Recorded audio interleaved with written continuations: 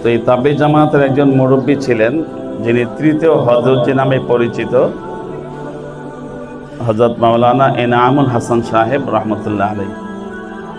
অনেক বড় আল্লাহওয়ালা বুজুর্গ আলেম ছিলেন এবং সারা পৃথিবীতে তাবলিগ জামাতের আমির ছিলেন। তাকে একবার এক লোক জিজ্ঞেস করলো এবং বলল যে, হুজুর, এখন তো দেখি গলিতে গলিতে মাদ্রাসা, আর এই মাদ্রাসায় এত বাচ্চারা পড়ে, কিন্তু কই আগের মতো তো ভালো মুসলমান হচ্ছে না, আগের মতো তো ইমানদার হচ্ছে না, আগের মতো তো আমল আখলাক এবং নৈতিক শিক্ষায় এবং চারিত্রিক দীক্ষায় দীক্ষিত সেভাবে হচ্ছে না। মাদ্রাসাও বাড়ছে, মাদ্রাসার সংখ্যাও বাড়ছে, কিন্তু আমাদের বাচ্চারা সেভাবে মানুষ হয়ে উঠছে না।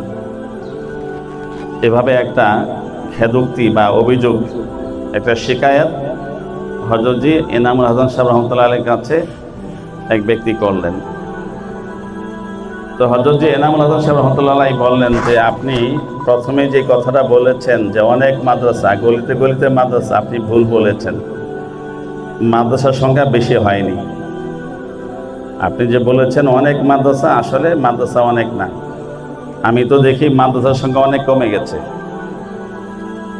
তো সবাই অবাক হলো, এত মাদ্রাসা, বাস্তবিত মাদ্রাসা। অনেকে আমাদের কাছে বলে যে, হুজুর, আপনি তো গাজীপুর জেলা কর্মী শিক্ষা বোর্ডের চেয়ারম্যান, এই যে গলিতে গলিতে আমাদের আওয়াজপাড়ার শফিন্দ্র রোডে ঢুকলে শুরু মাথা শেষ মাথা পর্যন্ত অন্তত 20টা পাওয়া যাবে মাদ্রাসা। কলেজ রোডে ঢুকলে শুরু থেকে শেষ মাথা মতো হয়তো 15-20টা পাওয়া যাবে। কোন গলিটা খালি আছে মাদ্রাসা থেকে? কোন কোন বিল্ডিংয়ে একাধিক মাদ্রাসাও আছে। এত মাদ্রাসা, তো ওই বেচারা তো বলছে এত মাদ্রাসা, কিন্তু মানুষ তো হচ্ছে না, শিক্ষার্থী তো ঘটছে না। তো এনামুল হাসান সাহেব বললেন যে, আপনি শুরুতেই ভুল তথ্য দিয়েছেন যে মাদ্রাসা খুব বেশি। আসলে মাদ্রাসা বেশি না, আমি তো দেখি মাদ্রাসার সঙ্গে খুব কমে গেছে। তো সবাই অবাক হয়ে রইল যে, এটা কি বলে হুজুর, হুজুর তো অবাস্তব কথা বলছে। তো হুজুর বলেন যে, না, আপনারা অবাক হচ্ছেন আমি মাদ্রাসা কম এ কথা বলায়, আমি বুঝিয়ে দিই মাদ্রাসা কম কিভাবে। তো উনি বললেন যে, সাহাবায়ে কেরাম, তাবিন, তাবে তাবিন এবং আমাদের মুসলমানদের ঐতিহ্যের যুগ যেটা ছিল, সেই যুগে মুসলমানদের প্রত্যেকটা ঘরের প্রত্যেকটা মায়ের কোল মাদ্রাসা ছিল, প্রত্যেকটা বোনের কোল মাদ্রাসা ছিল, প্রত্যেকটা দাদির কোল মাদ্রাসা ছিল, প্রত্যেকটা নানির কোল মাদ্রাসা ছিল, প্রত্যেকটা খালা ফুফির কোল মাদ্রাসা ছিল। এবং ছোট বাচ্চারা 24 ঘন্টা মাদ্রাসায় থাকতো, হয় মায়ের কোলে, না হয় বোনের কোলে, না হয় নানির কোলে, না হয় দাদির কোলে, না হয় ফুফির কোলে, না হয় খালামণির কোলে।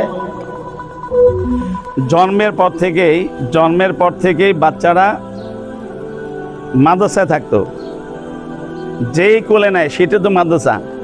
মায়ের কোল ছিল একটা মাদ্রাসা, দাদির কোলে একটা মাদ্রাসা ছিল, নানির কোলে একটা মাদ্রাসা ছিল, বোনের কোল মাদ্রাসা ছিল। ও তো জন্মের পর থেকে যখন দুধ খায় তখন থেকে মাদ্রাসায়। কিন্তু আজকে কি আমাদের মায়ের কোলগুলো মাদ্রাসা আছে? আমাদের নানি, আমাদের দাদির কোলগুলো কি মাদ্রাসা আছে?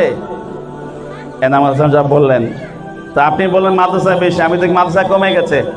এখন তো গনে গনে বলতে হবে যে কলেজ রোডে মাদ্রাসা ইসলাম আছে, তারিবাতুল উম্মাহ আছে, মাদ্রাসাতুল অমক আছে। আমাদের গনে গনে বলতে হবে, হাত দিয়ে দেখাতে হবে, ওই যে একটা মাদ্রাসা, ওই যে একটা মাদ্রাসা। আর আগে তো ছিল প্রত্যেকটা ঘরে মাদ্রাসা, এবং প্রত্যেক ঘরে একাধিক মাদ্রাসা ছিল। যতজন নারী ততটা মাদ্রাসা ছিল। কি বলেন আপনারা? সঠিক বলেছেন।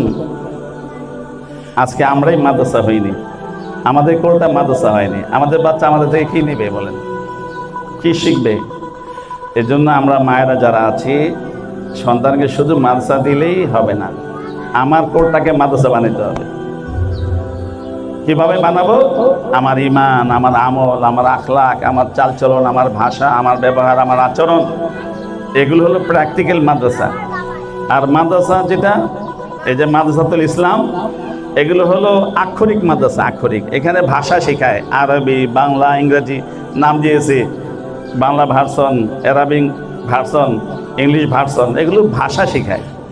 কিন্তু আদর্শ শিখায় মাদ্রাসা সহযোগিতা করবে, কিন্তু আসলে আদর্শটা শিখবে আমি মা আমার কোল থেকে, আমি বোন আমার কোল থেকে, আমি দাদি আমার কোল থেকে। মাদ্রাসা আসল শিক্ষাটা শিখবে আমার বাচ্চা।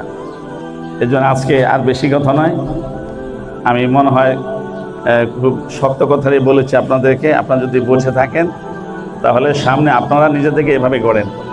মায়েরা তাদের কোলটাকে যদি মাদ্রাসা বানাইতে পারেন তাহলে 100 ভাগের মধ্যে 60 ভাগ আপনার কোল থেকে আপনার শিক্ষার্থী আল্লাহমুখী হবে, বাকি 40 ভাগ মাদ্রাসা থেকে হবে। আর 100 ভাগ দুটো মিলে 100 ভাগ আপনার বাচ্চা আপনার আল্লাহমুখী হবে। এবং এই বাচ্চা আপনাদের জন্য আখিরাতে কখনোই যন্ত্রণার কারণ হবে না, বরং আপনাদের নাজাত, আপনাদের মুক্তি এবং জান্নাতের সুউচ্চ মাকাম প্রাপ্তির উসিলা হবে ইনশাআল্লাহ। কাজে আসুন আজকের এই অনুষ্ঠান থেকে আমরা এই কথাটুকু নিয়ে যাই এবং ঘরে গিয়ে এগুলো চিন্তা করি, এবং আমি আমার কুলটাকে কীভাবে আমার সন্তানের জন্য মাদ্রাসা বানাবো এই বিষয়ে আমি চিন্তাশীল হই, উদ্যমী হই, উদ্যোগী হই। আল্লাহ তাআলা তৌফিক দান করুক।